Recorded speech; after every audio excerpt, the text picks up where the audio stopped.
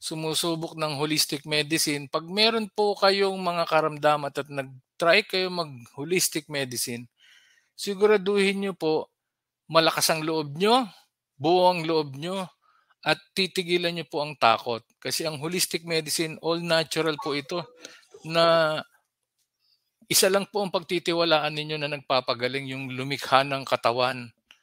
Do'n po kayo magtitiwala, hindi sa mga tao. Kaya nga po pabalik-balik lang ang sakit ninyo, kasi nga pabalik-balik din ang ginagawa ninyo. Kung ano-ano yung iniinom niyo synthetic drugs, paulit-ulit lang 'yan. Hindi po 'yan, totally ilalabas ng katawan kapag, ibabalik mo na naman.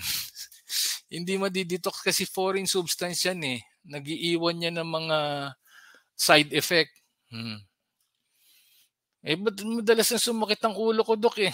Kasi nga meron kang mga iniinom na pabalik-balik at yun din ang side effect, sasakit din ang ulo mo.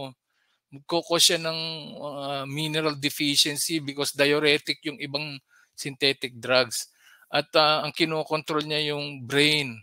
Lahat ng process ng metabolic dinidisrupt ng mga synthetic drugs na yan. At nagpo-promote siya ng acidity and toxicity. Kaya nga kapag nag-holistic medicine po kayo, itigil nyo po lahat kung maaari. Kung oras na po, oras na. May gamot o wala, mamamatay ka rin eh. Ano ba? Tanggapin natin ang katotohanan. Kaya kayo umabot sa ganyang mga sakit.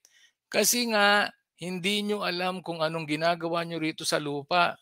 Hindi nyo alam kung anong dapat nyong sundin ng mga kakainin. Ano bang tamang pagkain? Meron po nakasulat po lahat yan. Yan po yung sinisigaw na po natin dito 3 years ago pa. Or wala pa ako rito, sinisigaw ko na yan 10 years na. Natigilan yung kumain ng mga pinagbawal ng Diyos.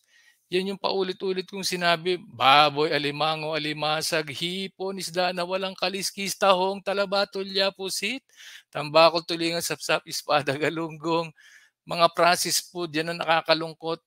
Dahil ngayon halos lahat kinakain, puro processed food na. Wala nang nagtatanim. Ang gulay nga hindi na safe. Bakit 1 linggo fresh pa rin? Imagine mo ano nakalagay do'n, formalin. Buhay ka pa pino-formalin ka na.